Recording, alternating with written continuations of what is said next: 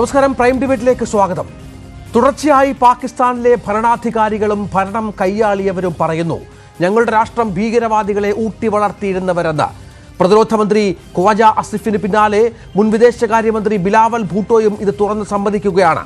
അമേരിക്കയുടെ കയ്യിലെ കളിപ്പാവയായിരുന്നു എന്നും അയൽ രാജ്യങ്ങൾ പറയുമ്പോൾ അതുപോലെ തുള്ളുന്ന IMFന്റെ ഫണ്ട് തീയില്ലെങ്കിൽ നിത്യവൃത്തിക്ക് വകയില്ലാത്ത രാജ്യം വീണ്ടും ലോകരാഷ്ട്രങ്ങൾക്കിടയിൽ കോമാളികളാവുകയാണോ? ഭീകരത പാലൂട്ടി വളർത്തുന്നവരെന്ന് ഓരോ ദിനവും തെളിയിച്ചുകൊണ്ടിരിക്കുന്ന രാഷ്ട്രത്തെ ഒറ്റപ്പെടുത്തേണ്ടേ? തെളിവുകൾ ശേഖരിച്ചു കഴിഞ്ഞു ഇതിനകം NIA.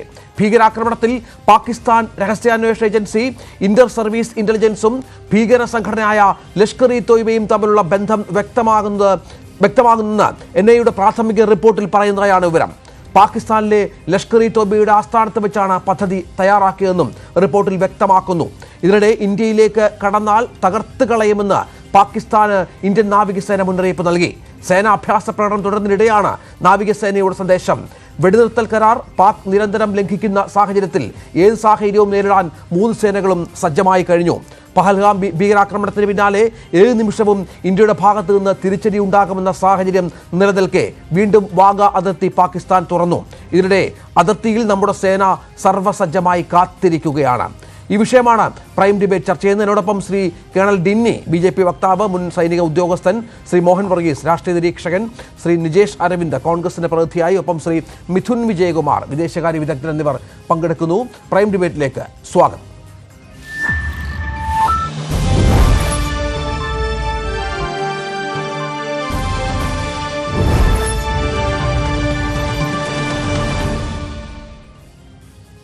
ശ്രീ മോഹൻ വർഗീസ്, ഇന്നിപ്പോൾ പ്രധാനമന്ത്രി ഉണ്ടായിരുന്നു. നമുക്കറിയാം, വിഴിഞ്ഞം പദ്ധതിയുടെ ഉദ്ഘാടനവുമായി ബന്ധപ്പെട്ട് കേരളത്തിലാണ്, വിഴിഞ്ഞത്താണ്. അതിനുശേഷം ഇപ്പോൾ ആന്ധ്രാപ്രദേശിലെ പരിപാടിയിൽ പങ്കെടുത്ത് അദ്ദേഹം മടങ്ങിക്കഴിഞ്ഞു.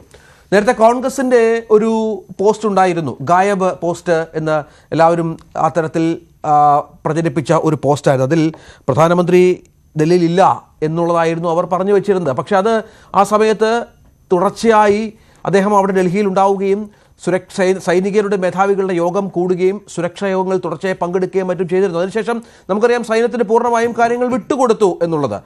പക്ഷേ മോദി ഇപ്പോൾ ദില്ലി വിട്ടിരിക്കുന്നു, മറ്റ് പരിപാടികളിൽ പങ്കെടുക്കുന്നു. നേരത്തെ ഉണ്ടായിരുന്ന ആ ഒരു ചില യുദ്ധം ഉടനെ എന്നൊക്കെ പറഞ്ഞു വെച്ചിരുന്നു, തിരിച്ചടിക്കുമെന്ന് പറഞ്ഞു വെച്ചു. അതിനല്പം ഒന്ന് പുറകോട്ട് പോയിട്ടുണ്ടോ? എന്താണ് മനസ്സിലാക്കേണ്ടത്? അങ്ങനെ പുറകോട്ട് പോയിട്ടുണ്ടെന്ന് കരുതാനാവില്ല ശ്രീ രഞ്ജിത്ത്. ഒരു വാർ ഫുട്ടിങ്ങിലാണ് രാജ്യം. അത് നമുക്കൊരു പ്രൊഫഷണൽ സൈനിക സംവിധാനമുണ്ട്. അപ്പോൾ നയപരമായ തീരുമാനങ്ങൾ കേന്ദ്ര ക്യാബിനറ്റിൻ്റെ സുരക്ഷാകാര്യ സമിതി എടുക്കുകയും അത് സൈന്യത്തെ അറിയിക്കുകയും ചെയ്തപ്പോൾ സൈന്യത്തിന് സമയവും നേരവും കാലവും രീതിയും എല്ലാം തീരുമാനിക്കാനുള്ള അവകാശമുണ്ട്. അതുകൊണ്ടൊരു പാനിക് റിയാക്ഷൻ പാകിസ്ഥാൻ്റെ അതിർത്തി കടന്ന് പാകിസ്ഥാനിലെത്തിയാൽ നമ്മൾ കാണുന്ന പോലെയുള്ള ചിത്രമല്ല ഭാരതത്തിൻ്റെ ഉന്നത രാഷ്ട്രീയ നേതൃത്വം.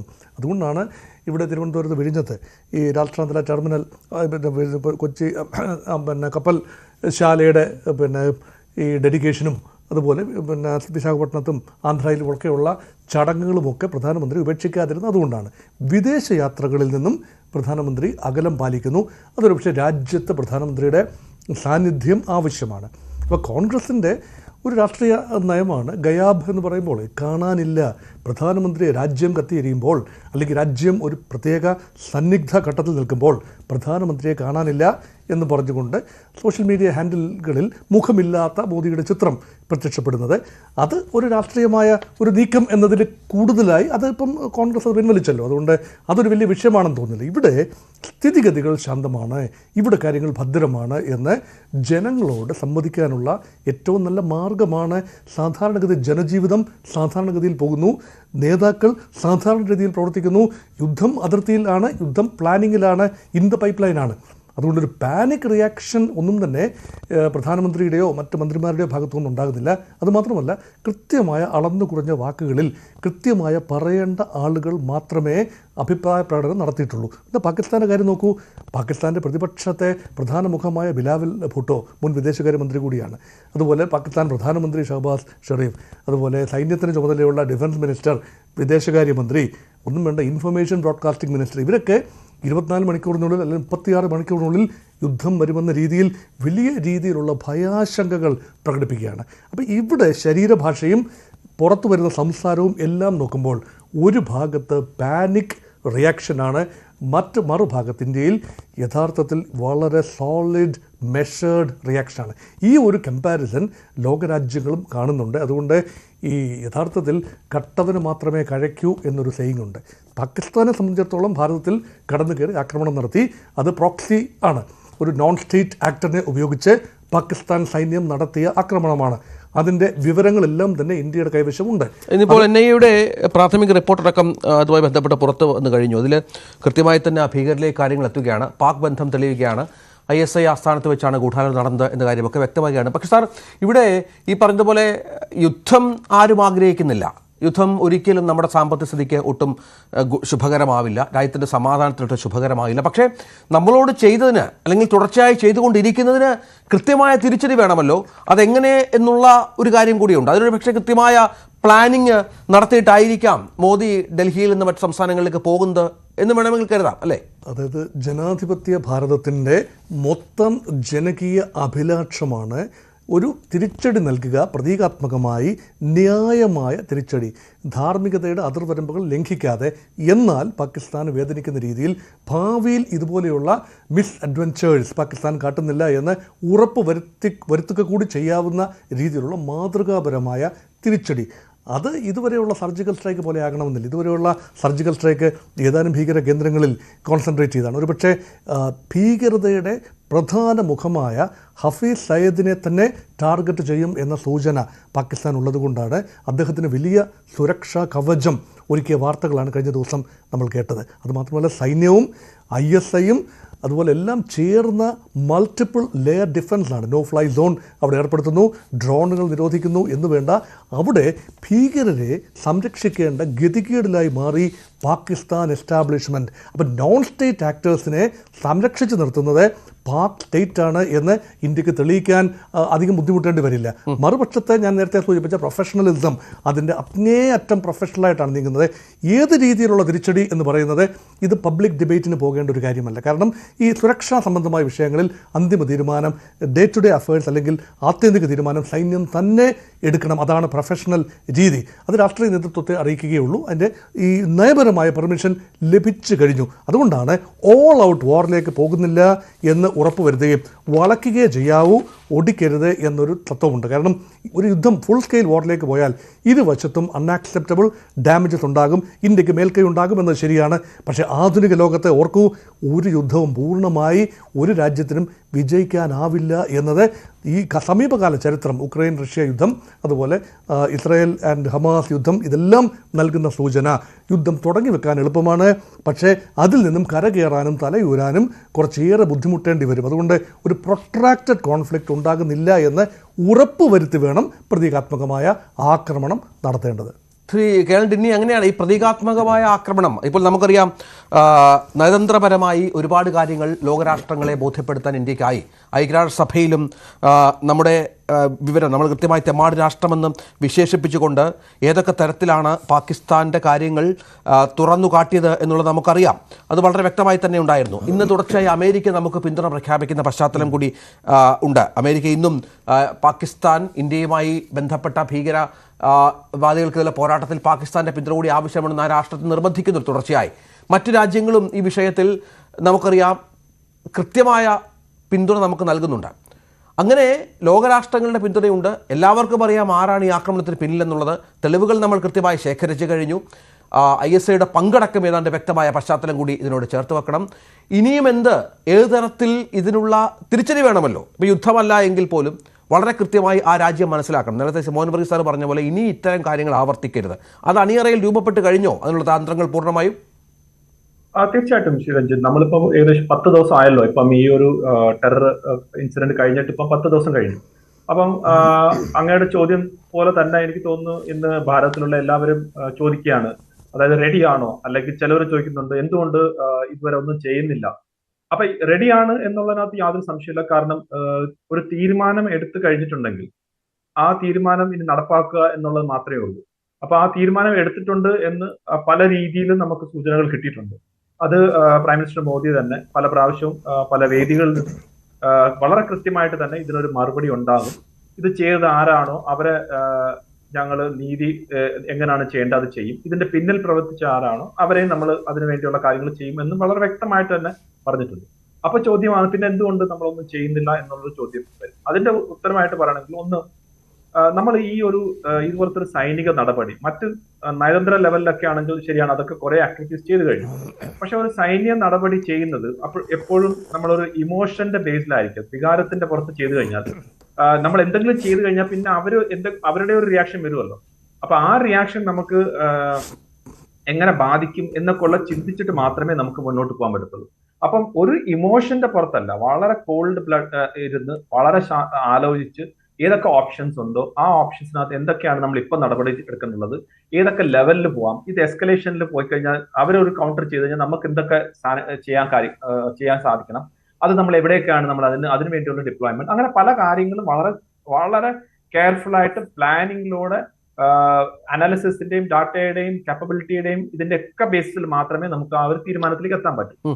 രണ്ടാമതായിട്ട് ഇതിന് സമയം വേണം, അതിനകത്ത് യാതൊരു സംശയമില്ല. ഇപ്പൊ നമ്മൾ വെറുതെ പോയി ഒരു എവിടെയെങ്കിലും ഒരു അടി അടുക്കാനാണെങ്കിൽ തന്നെയും ഒരു പ്രിപ്പറേഷൻ, കാരണം നമ്മൾ ഒരു സർജിക്കൽ സ്ട്രൈക്ക് എന്ന് നമ്മൾ നേരത്തെ പറഞ്ഞാണെങ്കിൽ തന്നെ അങ്ങനെ മാത്രമല്ല ഒരു സൈന്യം ചിന്തിക്കുന്നത്. കാരണം നമ്മളൊരു കാര്യം ചെയ്താൽ ഞാൻ നേരത്തെ പറഞ്ഞ പോലെ പാകിസ്ഥാൻ തിരിച്ചെന്തെങ്കിലും ചെയ്യും.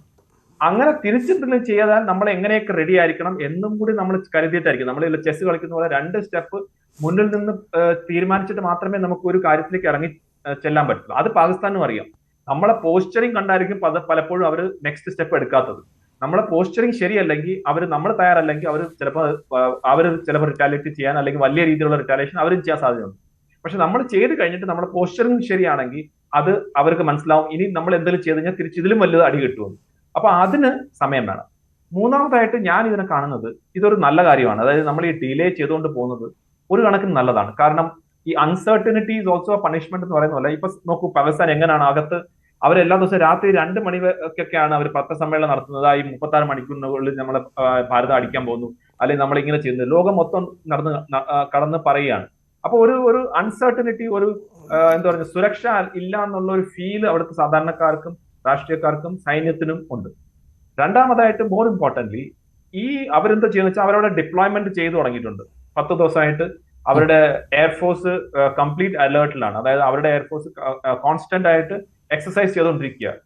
അതായത് ഏത് നേരവും അവരുടെ എയർഫോഴ്സിന്റെ കുറെ പ്ലെയിനെങ്കിലും അവരുടെ വായുയിൽ ഉണ്ട്. അതായത് അവരുടെ ഏരിയ ഓഫ് റെസ്പോൺസിബിലിറ്റിയിൽ എയർഫോഴ്സ് ഓൾറെഡി ഉണ്ട്.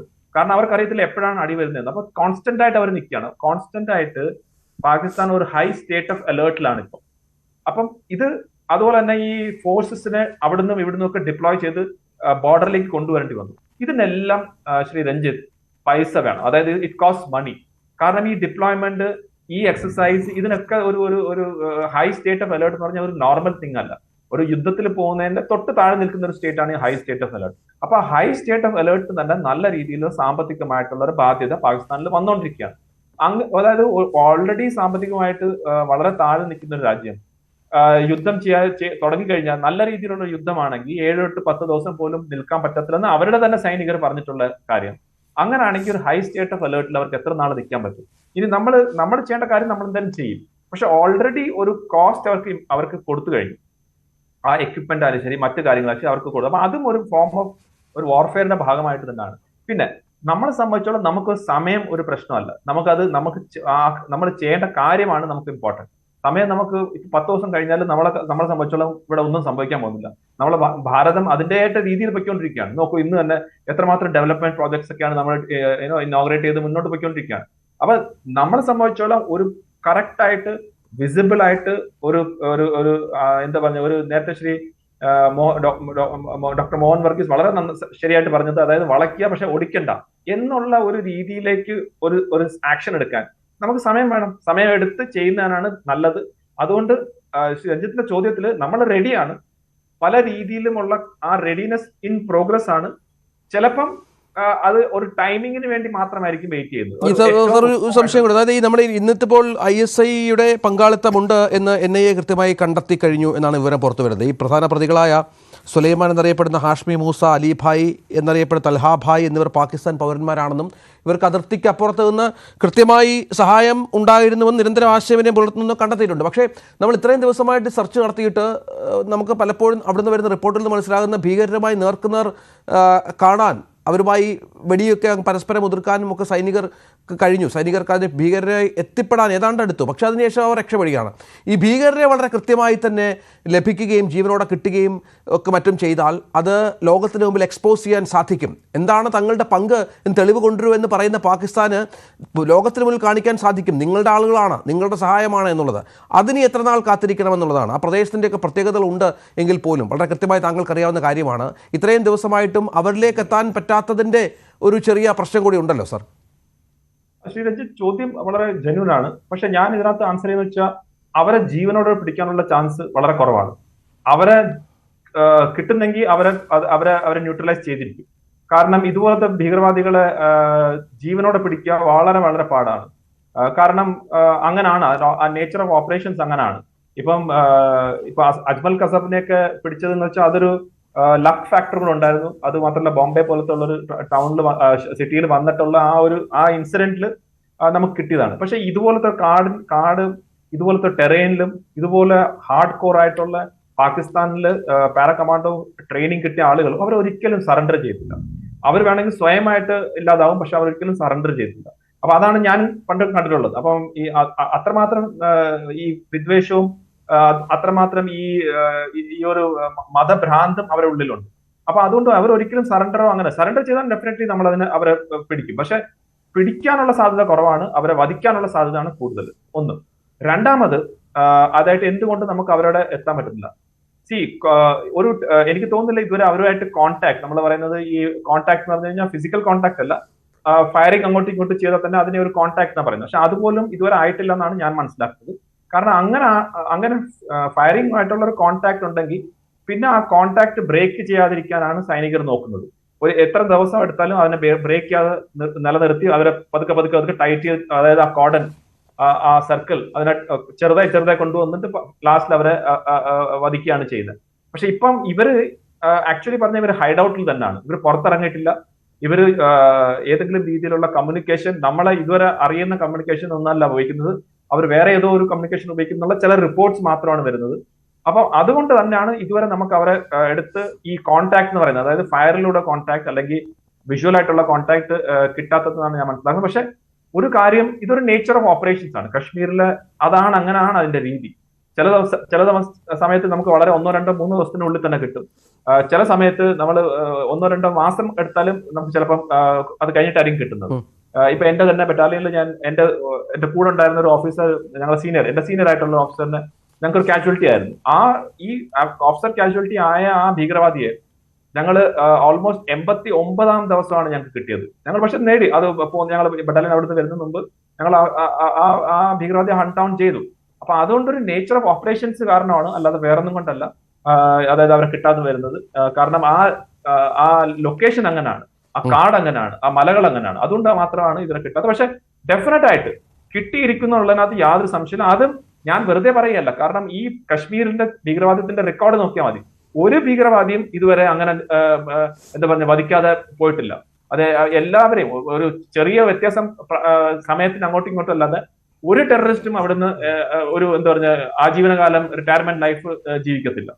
തീർച്ചയായും. ശ്രീ മിഥുൻ വിജയകുമാർ, ഇവിടെ നയതന്ത്രത്തിൽ നമ്മൾ പല നടപടികളും സ്വീകരിച്ചു കഴിഞ്ഞു. സിന്ധു നദീജല കരാർ മരവിപ്പിച്ചു, ഐക്യരാഷ്ട്രസഭയെ കാര്യങ്ങൾ ബോധിപ്പിച്ചു, അമേരിക്ക അടക്കമുള്ള രാഷ്ട്രങ്ങളുടെ പിന്തുണ നമ്മൾ ഒരു പരിധിവരെ വാങ്ങി, കശ്മീർ ജനതയുടെ വിശ്വാസം ആർജിക്കാനായി. അത് വളരെ പ്രധാനപ്പെട്ട ഒന്നാണ്.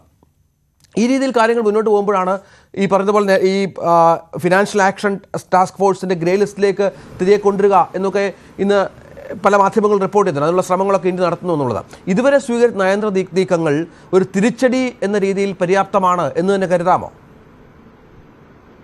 തീർച്ചയായിട്ടും ഇന്ത്യ ഇപ്പോൾ കൊടുക്കുന്ന ഈ പറഞ്ഞ പോലെ ഒരു സിഗ്നൽ സെറ്റ് ചെയ്യുന്നുണ്ട്. ഞങ്ങൾ ഏത് സമയവും നിങ്ങളെ ഏത് രീതിയിലെന്ന് മാത്രം നമ്മൾ പറയുന്നില്ല, പക്ഷേ നമ്മൾ സജ്ജമാണ്, നമ്മൾ അതിന് ഒരുങ്ങുന്നുണ്ട്. ഇപ്പൊ നേരത്തെ പറഞ്ഞ പോലെ തന്നെ ഫിനാൻഷ്യൽ ആക്ഷൻ ടാസ്ക് ഫോഴ്സിന്റെ ഗ്രേ ലിസ്റ്റിലായിരുന്നു പാകിസ്ഥാൻ 2022 വരെ. 2018നും 2022നും വരെ FATFന്റെ ഗ്രേ ലിസ്റ്റിൽ അവരുണ്ടായിരുന്നു.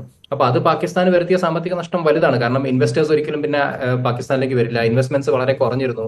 അപ്പൊ അത് വലിയ $1 ബില്യൺ നഷ്ടങ്ങളാണ് പാകിസ്ഥാൻ ഉണ്ടാക്കിയത്. അപ്പൊ അങ്ങനെയുള്ള ഒരു സാഹചര്യത്തിലേക്ക് വീണ്ടും പാകിസ്ഥാൻ എന്താ പറയുക FATF-ന്റെ ഗ്രേ ലിസ്റ്റിലേക്കോ അല്ലെങ്കിൽ ബ്ലാക്ക് ലിസ്റ്റിലേക്കോ പോവുകയാണെങ്കിൽ അത് പാകിസ്ഥാൻ ഉണ്ടാക്കാൻ പോകുന്ന സാമ്പത്തിക നഷ്ടം വലുതാണ്, വളരെ വലുതാണ്.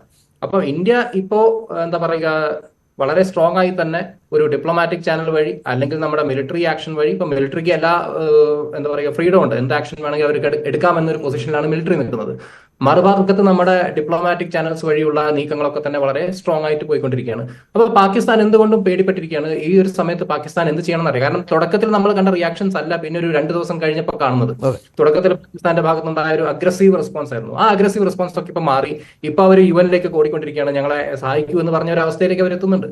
പക്ഷെ എങ്കിലും ഇവിടെ നമ്മൾ ശ്രദ്ധിക്കേണ്ട ചില കാര്യങ്ങളുണ്ട്. ഇവിടെ പാകിസ്ഥാൻ തന്നെ അറിയാതെ ചില അഡ്മിഷൻസ് നടത്തുന്നുണ്ട്. ഇപ്പം ബിലാവൽ ഭൂട്ടോനെ പോലുള്ള ആളുകൾ ബിലാവൽ പറഞ്ഞിട്ടുണ്ട്, അതായത് വി ഹാവ് എ പാസ്റ്റ്, അതായത് നമുക്കൊരു പാസ്റ്റ് ഉണ്ട് but we have moved on എന്ന രീതിയിൽ അതൊരു സ്റ്റേറ്റ്മെന്റ് പറഞ്ഞിട്ടുണ്ട്. അപ്പൊ പാകിസ്ഥാൻ ഒരു ക്ലിയർ അഡ്മിഷൻ നടത്തുന്നുണ്ട്. പാകിസ്ഥാൻ ഈ പറഞ്ഞ പോലെ ഒരു തീവ്രവാദ പ്രവർത്തനങ്ങൾക്കുള്ള ഒരു ഹബ്ബായിരുന്നു ഒരു കാലത്ത്. ഇപ്പൊ ഞങ്ങൾ മാറിയെന്ന് അവർ പറയുന്നുണ്ട്. പക്ഷെ അത് എത്രത്തോളം വിശ്വസിക്കാന്ന് എനിക്കറിയില്ല. കാരണം ഈ വർഷം തന്നെ നമുക്ക് അറിയാം ഹാഫിസ് സയ്യിദിന്റെ ജമാഅത്തുൽ ദാവ അവര് പല റാലികളും നടത്തിയിട്ടുണ്ട് പഞ്ചാബില്. മസൂദ് അസറിന് ബഹാവൽപൂരിൽ പാകിസ്ഥാൻ വലിയ രീതിയിൽ പ്രൊട്ടക്ഷൻ കൊടുക്കുന്നുണ്ട്. അപ്പൊ തീവ്രവാദികളെ സംരക്ഷിക്കുന്ന ഒരു രാജ്യമാണെന്ന് വളരെ ക്ലിയർ അഡ്മിഷൻസ് അവരുടെ ഭാഗത്ത് തന്നെ ഉണ്ടാവുന്നുണ്ട്. അതിനുള്ള തെളിവുകളുണ്ട്. അപ്പൊ എന്തുകൊണ്ടും പാകിസ്ഥാൻ ഒരു ടെററിസ്റ്റ് നേഷനായിട്ട് പ്രഖ്യാപിക്കേണ്ട സമയം അതിക്രമിച്ചു കഴിഞ്ഞു എന്ന് മാത്രമേ പറയാനുള്ളൂ. അങ്ങനെ നിൽക്കുമ്പം ഇന്ത്യയെ ഫേസ് ചെയ്യാനുള്ള ഒരു അവസ്ഥയിലല്ല പാകിസ്ഥാൻ. എന്തുകൊണ്ട് ഇപ്പൊ പാകിസ്ഥാന്റെ ആർമി ചീഫ്, അവരുടെ നേവൽ ചീഫും എയർഫോഴ്സ് ചീഫും ഒക്കെ ആയിട്ടുള്ള ഇന്ററാക്ഷൻസിലൂടെ നമുക്ക് കിട്ടിയ ചില അവരുടെ ഇന്ററാക്ഷൻസ് വാർത്തകളിലൊക്കെ അവരുടെ തന്നെ മാധ്യമങ്ങൾ അടിച്ചുവിടുന്ന കാര്യങ്ങളാണിത്. അവരുടെ ഈ പറഞ്ഞ പോലെ F-16, അവരുടെ JF-17 ഇതൊന്നും ഓപ്പറേഷണൽ കണ്ടീഷനിലല്ല. ഇന്ത്യൻ ആർമി അല്ലെ ഇന്ത്യൻ നേവി ഒക്കെ ഇവിടെ പ്രിപ്പയർനെസ് കാണിക്കുമ്പോൾ പാകിസ്ഥാൻ അതിനുള്ള ബേസിക് എന്താ പറയുക ഒരു വാർ പ്രിപ്പയർനെസ്സിന് പോലും അവർ ആ ഒരു അവസ്ഥയിലല്ല അവരുള്ളത്. അപ്പൊ പാകിസ്ഥാനെ സംബന്ധിച്ച് ഇന്ത്യ തിരിച്ചടിക്കുകയാണെങ്കിൽ അത് അവർക്ക് വലിയ തോതിലുള്ള സാമ്പത്തിക നഷ്ടം, മറ്റു രീതിയിലുള്ള എന്താ പറയുക അവരുടെ അവരുടെ ഇക്കോണമി തന്നെ നമ്മൾ എടുത്ത് നോക്കുകയാണെങ്കിൽ, അല്ലെങ്കിൽ ഒരു കഴിഞ്ഞ വർഷത്തേക്ക് പാകിസ്ഥാന്റെ സിനാരിയോ എടുത്ത് നോക്കുകയാണെങ്കിൽ അവിടെ ഒരു സിവിൽ വാർ പോലത്തെ ഒരു സിറ്റുവേഷൻ ആയിരുന്നു. കാരണം സിവിലിയൻസ് തന്നെ ആർമി അറ്റാക്ക് ചെയ്യുന്നു, പല സ്ഥലങ്ങളിലും ആർമി പോലീസിനെ അറ്റാക്ക് ചെയ്യുന്നു.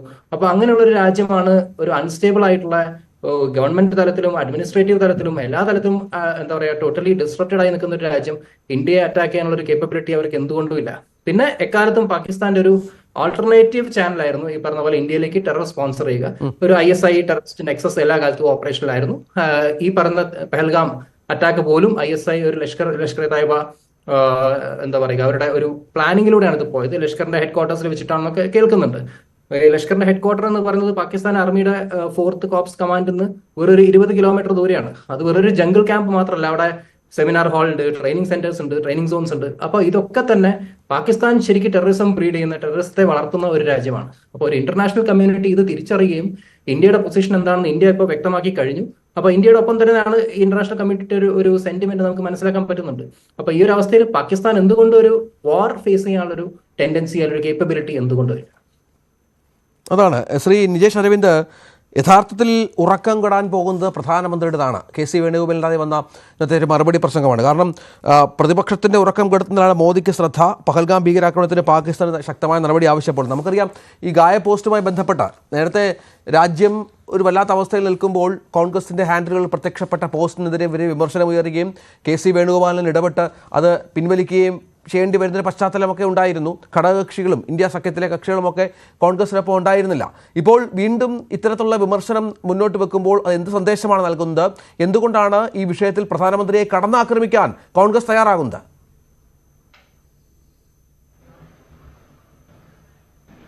ഈ വിഷയത്തിലല്ലല്ലോ കടന്നാക്രമിച്ചിട്ടുള്ളത്. ഈ വിഷയമുണ്ടായതിനു ശേഷം രാജ്യത്തിന്റെ പ്രധാനമന്ത്രി പോയ പൊതുസമ്മേളനങ്ങൾക്കകത്ത് കോൺഗ്രസിനെ അറ്റാക്ക് ചെയ്യുന്ന സമീപനമാണ് അദ്ദേഹം എടുക്കുന്നത്. കോൺഗ്രസ് എവിടെയാണ് ഈ വിഷയം പഹൽഗാം വിഷയമുണ്ടായതിനു ശേഷം സർക്കാരിനെതിരെയോ സർക്കാരിന്റെ ആക്ഷനെതിരെയോ നിലപാടെടുത്തിട്ടുള്ളത്? ഇന്ന് കേരളത്തിൽ വന്നിട്ട് പോലും നരേന്ദ്രമോദി പറഞ്ഞിട്ടുള്ളത് ഇന്ത്യ സഖ്യത്തിനെതിരെയാണ്, കോൺഗ്രസിനെതിരെയാണ്. അദ്ദേഹം അത് പറയുമ്പോൾ സ്വാഭാവിക രാഷ്ട്രീയമായി ഞങ്ങൾ പറയുന്നു, അതിനെ പഹൽഗാമുമായിട്ട് ബന്ധപ്പെടുത്തിയിട്ടല്ല. ഇത് പഹൽഗാമിനൊരു മറയാക്കിക്കൊണ്ട് കോൺഗ്രസിനെതിരെ ആഞ്ഞടിക്കാനോ ആക്രമിക്കാനോ രാജ്യത്തിന്റെ പ്രധാനമന്ത്രി തയ്യാറായി കഴിഞ്ഞാൽ അതിനെതിരെ രാഷ്ട്രീയമായി പ്രതിരോധിക്കേണ്ടത് അതൊരു ഇന്റർനാഷണൽ ഇഷ്യൂ അല്ല, അതൊരു നാഷണൽ ഇഷ്യൂ ആണ്. നമ്മൾ തമ്മിലുള്ള പ്രശ്നമാണ്, അത് രാഷ്ട്രീയമാണ്, അതല്ലാതെ രാജ്യത്തിന്റെ കെട്ടുറപ്പുമായി ബന്ധപ്പെട്ട കാര്യങ്ങളൊന്നും അല്ല. അതാണ് വളരെ കൃത്യമായി. അപ്പോഴും ഈ ഇതുവരെ സർക്കാർ സ്വീകരിച്ച ചില ആക്ഷൻസ് ഉണ്ടല്ലോ, അതിന് കോൺഗ്രസിൻ്റെ പൂർണ്ണമായ പിന്തുണ ആദ്യഘട്ടം മുതൽ ഉണ്ടായിരുന്നു. പക്ഷേ ഈ കോൺഗ്രസ് സ്വരം മാറ്റുന്നുണ്ടോ? ഇതുവരെ ഈ പറഞ്ഞതുപോലെ നയതന്ത്രതലത്തിൽ നീക്കങ്ങൾ നടത്തിയെങ്കിലും അതിനപ്പുറത്തുള്ള മറ്റു കാര്യങ്ങളിലേക്ക് കടക്കാത്തതിൻ്റെ പ്രശ്നമുണ്ട് എന്ന് പറയുന്നു. അത് അത്തരത്തിൽ കോൺഗ്രസിന് സ്വരമാറ്റം ഉണ്ടാകുന്നുണ്ടോ? ഇതുവരെ സ്വീകരിച്ച എല്ലാ നടപടികളോടും ചേർന്ന് നിൽക്കുന്ന സമീപനം തന്നെയാണോ രാജ്യത്തിൻ്റെ ഭരണകക്ഷിയുടെ അല്ലെങ്കിൽ സർക്കാരിനൊപ്പം നിലകൊള്ളുന്ന നിലപാടിൽ അത്തരത്തിൽ തന്നെ കോൺഗ്രസ് മുന്നോട്ട് കൊണ്ടുപോവുകയാണോ? അതെ, ഇന്ത്യയിൽ കോൺഗ്രസിന് ഒരു നിലപാടേ ഉള്ളൂ. അത് സ്വാതന്ത്ര്യ സമര കാലത്താണെങ്കിലും ക്വിറ്റ് ഇന്ത്യ സമര കാലത്താണെങ്കിലും സ്വാതന്ത്ര്യം കിട്ടിയ സമയത്താണെങ്കിലും അതിനുശേഷം നടന്ന ചൈന പാകിസ്ഥാൻ യുദ്ധങ്ങളാണെങ്കിലും ശരി, ഇപ്പോഴത്തെ നിലപാടാണെങ്കിലും ഇന്ത്യൻ നാഷണൽ കോൺഗ്രസിന് ഒറ്റ നിലപാടേ ഉള്ളൂ. അത് രാജ്യവുമായി ചേർന്ന നിലപാടാണ്. ആര് ഭരിക്കുന്നു എന്നോ എങ്ങനെ ഭരിക്കുന്നു എന്നോ നമുക്കവിടെ പ്രസക്തിയില്ല. അപ്പുറത്തുള്ള രാജ്യം ഈ രാജ്യത്തിനെതിരെ നിലപാടെടുത്തു കഴിഞ്ഞാൽ ഈ രാജ്യത്തെ സംരക്ഷിക്കുക എന്നുള്ളതാണ് ഇന്ത്യൻ നാഷണൽ കോൺഗ്രസിന്റെ വളരെ അഭിപ്രായ വ്യത്യാസങ്ങൾ ഉണ്ടാവും. അത് പറയേണ്ട സമയത്ത് പറയും. ഓൾ പാർട്ടി മീറ്റിംഗിനകത്ത് കോൺഗ്രസ് പിന്തുണ പ്രഖ്യാപിച്ചിട്ടുണ്ട്. ഈ ഗവൺമെന്റ് എടുക്കുന്ന നയങ്ങളോട് പിന്തുണ പ്രഖ്യാപിച്ചിട്ടുണ്ട്. ആഭ്യന്തര സുരക്ഷയുമായി ബന്ധപ്പെട്ട കാര്യങ്ങളിലും അതുപോലെ തന്നെ ഒരു ഡിവിഷൻ ഉണ്ടാക്കാൻ വേണ്ടിയുള്ള പ്രചരണങ്ങൾ നടത്തുന്നതിന് കോൺഗ്രസ് എതിരാണ്. ഒരു സംശയവും വേണ്ട. ഇന്റേണലി കോൺഗ്രസ് ഈ രാജ്യത്ത് ഒരു ഹിന്ദു മുസ്ലിം പ്രശ്നമാക്കിക്കൊണ്ട് ഇതിനെ വളർത്താൻ ചില ഹാൻഡിലുകൾ ആര് എന്ത് എന്ന് പറയുന്നില്ല ശ്രമിക്കുന്നുണ്ട് എങ്കിൽ അതിനെ കോൺഗ്രസ് എതിരാണ്. ഇത് ഇന്ത്യക്കകത്തുള്ള ഒരു ഹിന്ദു മുസ്ലിം ഇഷ്യൂ അല്ല എന്ന് തന്നെയാണ് കോൺഗ്രസിന്റെ പ്രശ്നം. കാശ്മീരിലെ സാധാരണക്കാരൻ തള്ളിപ്പറഞ്ഞിരിക്കുന്നു ഈ ഭീകര ആക്രമണത്തിനെ. കാശ്മീരിലെ സാധാരണക്കാരൻ മതത്തിന്റെ പേരിലല്ല സംസാരിക്കുന്നു. അവന്റെ ജീവൽ പ്രശ്നമാണ് അവന്റെ മുമ്പിലുള്ള ഏറ്റവും വലിയ പ്രശ്നം. അവനൊരിക്കലും അതിനെ മതപരമായി കണ്ടിട്ടില്ല. അതിനെ നമ്മൾ ഏറ്റവും നല്ല അർത്ഥത്തിൽ നമ്മൾക്കതിനെ സ്വീകരിക്കാൻ കഴിയണം. ഒരു രാജ്യം, ഒരു സംസ്ഥാനം ഒരു കൈപിടിച്ച് ഉയർന്ന് മുന്നോട്ട് പോകുന്ന ഒരു പുതിയ തലമുറ, ടൂറിസം കൊണ്ടൊക്കെ ജീവിക്കാൻ പോകുന്ന ഒരു തലമുറയുടെ അവരുടെ അന്നത്തിന്റെ മുകളിൽ ഇട്ട മണ്ണായിട്ടാണ് അവർ ഈ ഭീകര ആക്രമണത്തിനെ കാണുന്നത്. ഭീകരരെ തുരത്താനുള്ള നിലപാടാണ് അവരെടുത്തുള്ളത്. അപ്പോൾ സ്വാഭാവികമായിട്ടും ആ നിലപാടിനൊപ്പം നിൽക്കണം എന്നുള്ളതാണ് കോൺഗ്രസ് ആഗ്രഹിക്കുന്നത്. ഈ രാജ്യത്ത് നമ്മൾ ഒറ്റക്കെട്ടാണ്. പാകിസ്ഥാൻ എന്ന് പറയുന്ന രാജ്യം നമ്മൾക്കൊക്കെ അറിയാവുന്നതുപോലെ സ്വാതന്ത്ര്യം കിട്ടിയത് മുതൽ ഇന്ന് വരെ ഒരുമിച്ച് ഭരിക്കാൻ കഴിയാത്ത, ഒരു രാഷ്ട്രത്തലവനും സ്വസ്ഥമായി മരിക്കാൻ കഴിയാത്ത, ഒരാൾക്ക് പോലും സ്വൈര്യമായ പരസ്പരം വിശ്വാസത്തോടെ ജീവിക്കാൻ കഴിയാത്ത ഒരു രാജ്യമാണ്. അപ്പൊ ആ രാജ്യത്തിനെ നമ്മളെ തമ്മിൽ കമ്പയർ ചെയ്യേണ്ട യാതൊരു കാര്യവുമില്ല. അവരുടെ ഭരണാധികാരികൾക്ക് ഇനിയെങ്കിലും തിരിച്ചറിഞ്ഞില്ല എങ്കിൽ ഏത് കാലവും തീവ്രവാദത്തെ പ്രോത്സാഹിപ്പിക്കാൻ തന്നെയാണ് അവർ തയ്യാറായിട്ടുള്ളതെങ്കിൽ അവരനുഭവിക്കാൻ പോകുന്നത് ഇതുപോലെയുള്ള പ്രശ്നങ്ങളാണ്. ഒരു പ്രധാനമന്ത്രി മറ്റൊരാളെ കൊല്ലുന്നു, വെടിവെച്ച് കൊല്ലുന്നു, പട്ടാളം ഭരണം ഏറ്റെടുക്കുന്നു എന്ന തരത്തിലേക്ക് അത് പോകുന്നു.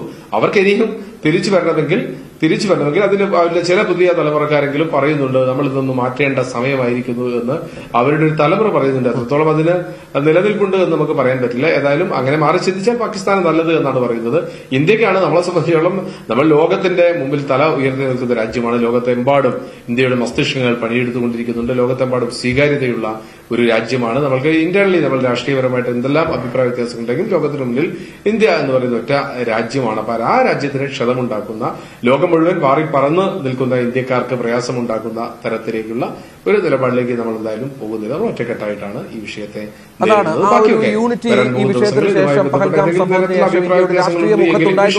എന്നാൽ സംശയമില്ല. ശ്രീ മോഹൻ വർഗീസ്, ഇവിടെ നമുക്ക് കോൺഗ്രസിന്റെ ഭാഗത്ത് നിന്ന് ചില പ്രതികരണങ്ങളൊക്കെ ആദ്യഘട്ടങ്ങളിൽ പ്രധാനമന്ത്രിക്കെതിരെ നേരിട്ട് വ്യക്തിപരമായി ഉണ്ടായിരുന്നുവെങ്കിലും ഇന്നിപ്പോൾ കെ സി വേണുഗോപാൽ ഈ പ്രധാനമന്ത്രി മോദി വിഴിഞ്ഞത്ത് വന്ന് നടത്തിയ പ്രസംഗത്തിനെതിരെ ഇന്ത്യ സഖ്യത്തെ അദ്ദേഹം വളരെ പെട്ടെന്ന് പരാമർശിക്കുകയായിരുന്നു. ഇന്ത്യ സഖ്യം എന്നൊക്കെയുള്ള പേരിൽ പരിഭാഷകനൊക്കെ അത് പരിഭാഷപ്പെടുത്തതിനെ പിന്നീട് കൗതുകത്തോടെയാണ് പലരും കണ്ടത്.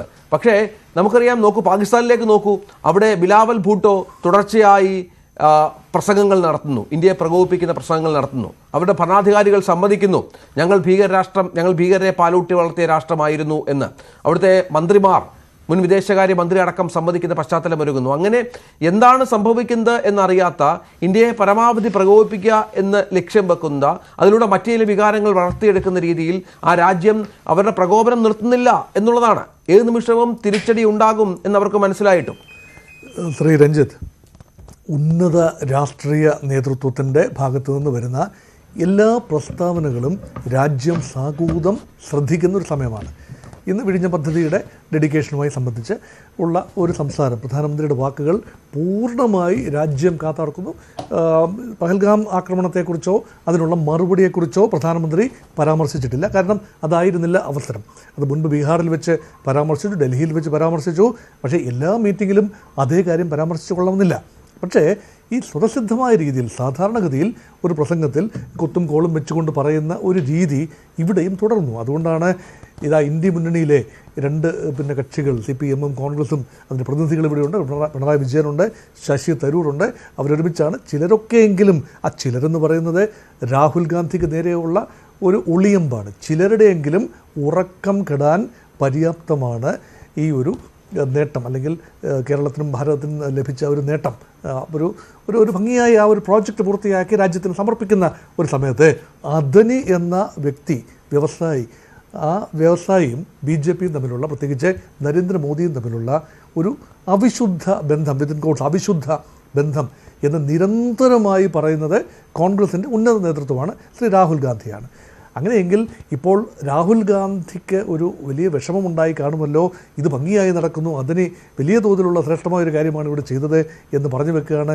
ഗുജറാത്തിലെ തുറമുഖങ്ങൾ പണി തീർത്തതിനേക്കാൾ വളരെ വേഗത്തിൽ കേരളത്തിലെ തുറമുഖം പണി തീർത്ത് കഴിയാൻ അദനിക്ക് കഴിഞ്ഞു എന്നത് എണ്ണിപ്പറഞ്ഞുകൊണ്ടാണ് കോൺഗ്രസിനെ പരിഹസിക്കുന്നത്.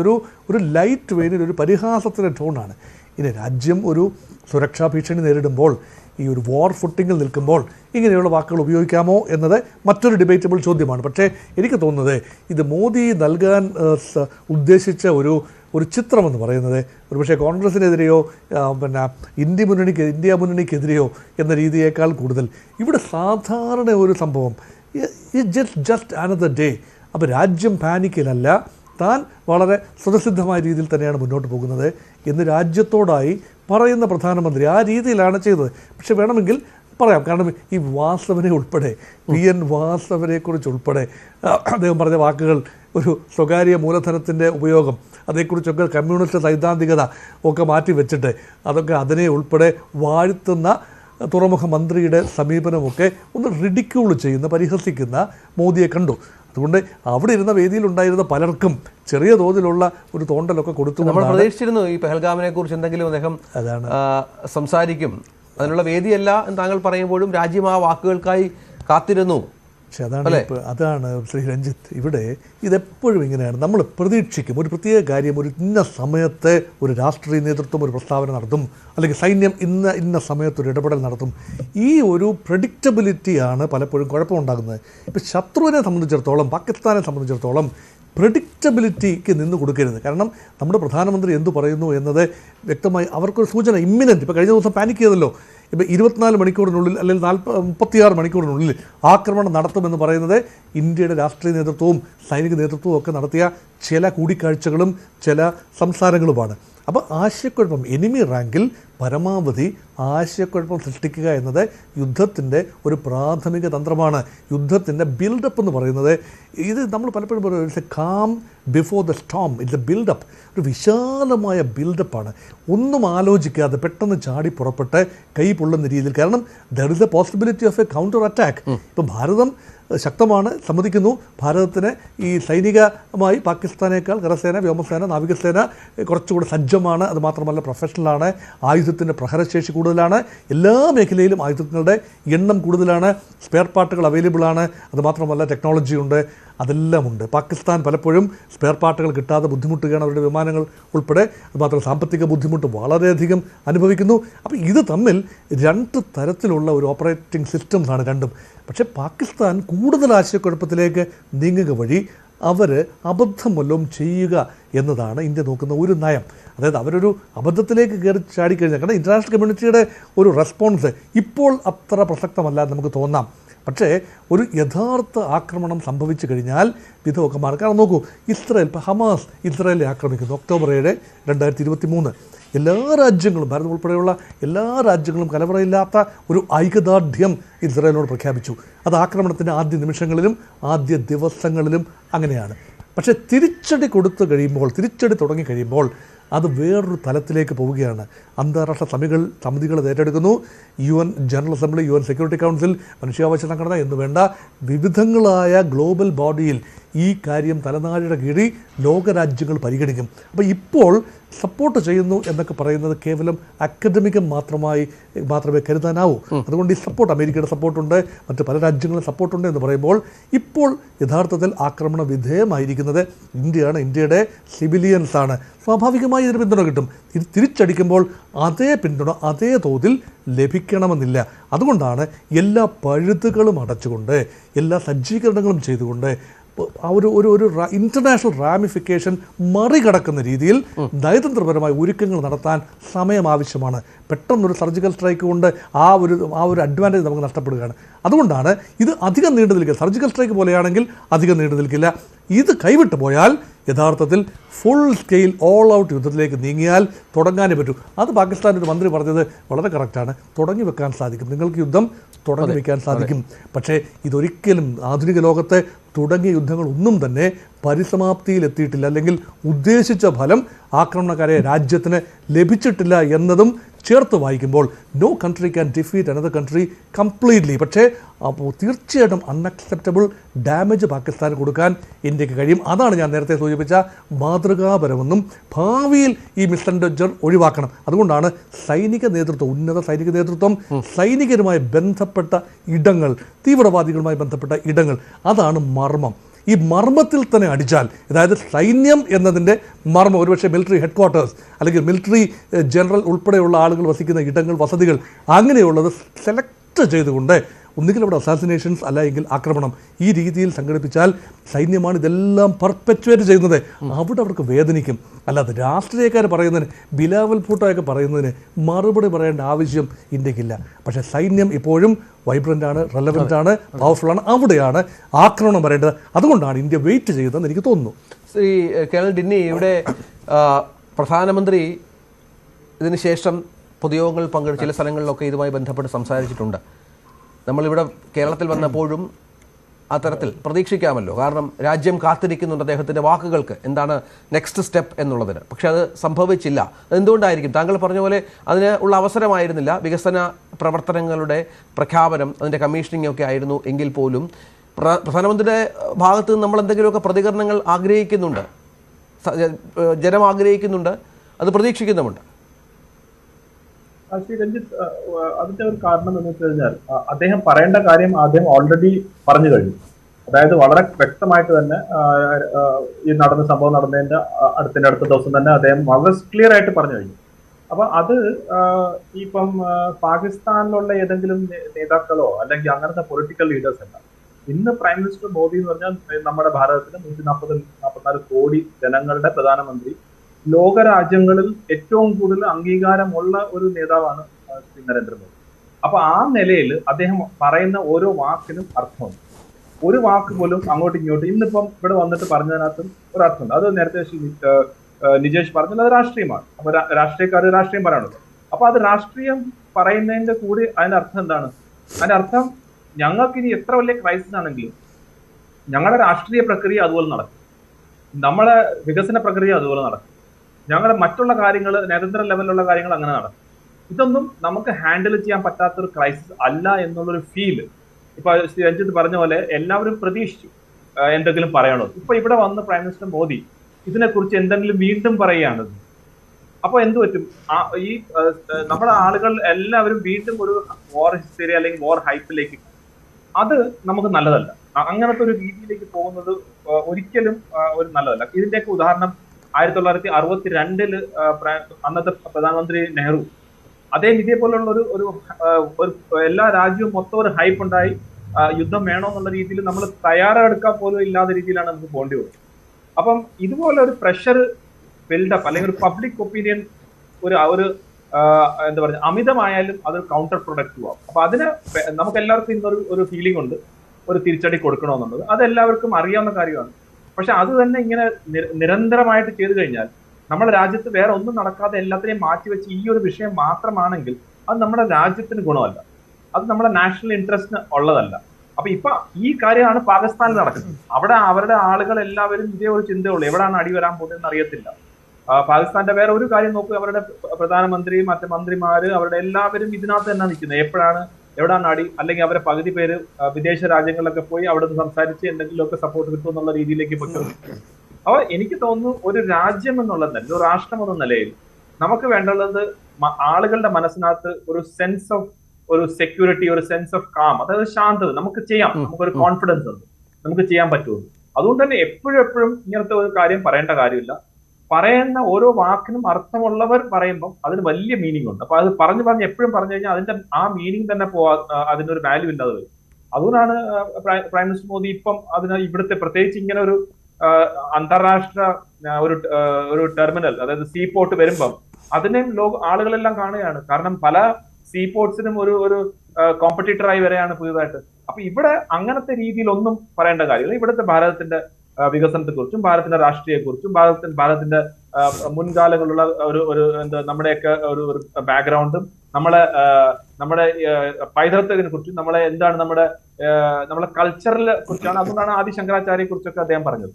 അപ്പൊ തീർച്ചയായിട്ടും ആ രീതിയിലുള്ള ഒരു പ്രഭാഷണമായിരുന്നു. ഇന്ന് മറ്റ് വിഷയങ്ങളെ കുറിച്ച് കൂടുതൽ സംസാരിക്കേണ്ട എന്ന് തന്നെയാണ് അദ്ദേഹത്തിന്റെ നിലപാട്. അത് തന്നെയാണ് ശരിയെന്നാണ് എനിക്കും തോന്നുന്നത്. തീർച്ചയായും അതാണ്. നിജേഷ് ആ ഒരു നിലപാടിനെ എങ്ങനെ കാണുന്നു? കാരണം അദ്ദേഹം ഈ നേരത്തെ പറഞ്ഞതുപോലെ, ഡിനിയൊക്കെ പറഞ്ഞതുപോലെ, ഇത്തരം വിഷയങ്ങളെ സംയമനത്തോടെ നേരിടുന്ന ഒരു പ്രധാനമന്ത്രി, കാര്യങ്ങൾ കൃത്യമായി തന്നെ വ്യക്തമാക്കിക്കൊണ്ട് സൈന്യത്തിന് പൂർണ്ണ അധികാരം നൽകിക്കൊണ്ട് തിരിച്ചടിക്കുള്ള അവകാശവും അധികാരവും ഒക്കെ സൈന്യത്തിന് കൈമാറിയ ഒരു പ്രധാനമന്ത്രി. അപ്പോൾ ഇത്തരത്തിൽ ഇനി എന്ത് എന്നുള്ളത് കൃത്യമായി ആലോചിച്ചുറപ്പിച്ച് മുന്നോട്ട് പോകുന്ന വികസന പദ്ധതികൾ സംസ്ഥാനങ്ങളിൽ പോയി ഉദ്ഘാടനം ചെയ്തതിൽ പങ്കെടുക്കുന്ന, അത്തരം പരിപാടിയിൽ പങ്കെടുക്കുന്ന ഒരു പ്രധാനമന്ത്രിയായാണോ മോദിയെ കാണേണ്ടത് അല്ലെങ്കിൽ വിലയിരുത്തേണ്ടത്?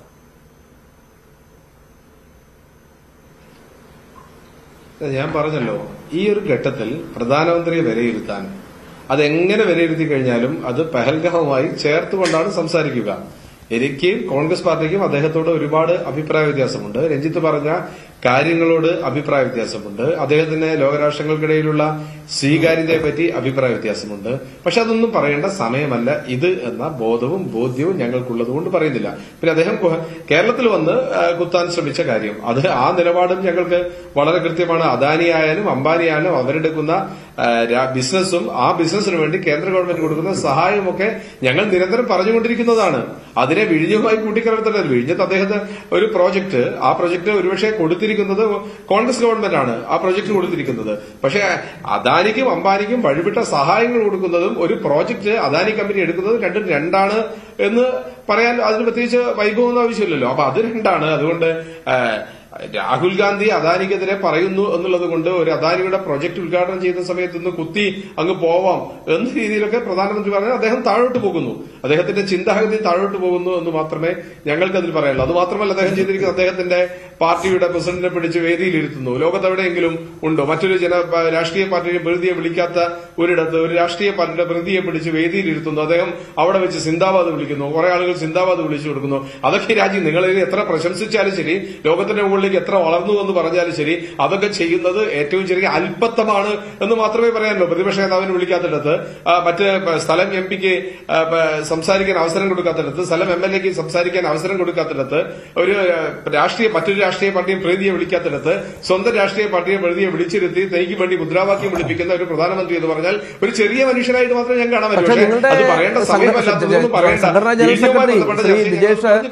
വേണുഗോപാലിനെ അത്ര ചെറുതായിട്ട് കാണുന്നില്ല. കാരണം പാകിസ്ഥാനെതിരെ സ്വീകരിക്കുന്ന നടപടികളെക്കുറിച്ച് സംസാരിക്കുമെന്ന് വിചാരിച്ചെങ്കിലും അതുണ്ടായില്ല ആ ചടങ്ങിൽ.